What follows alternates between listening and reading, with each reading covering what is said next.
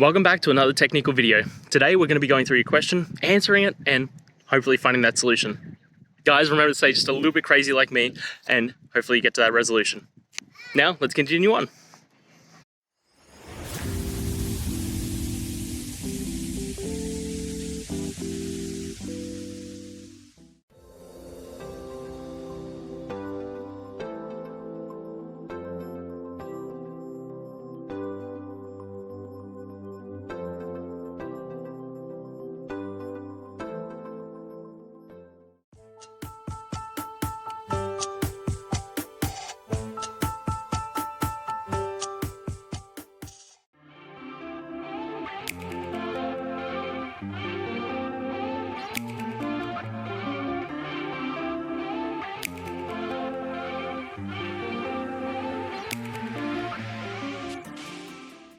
And that's it, guys. I hope this video has helped you find that solution that you're looking for.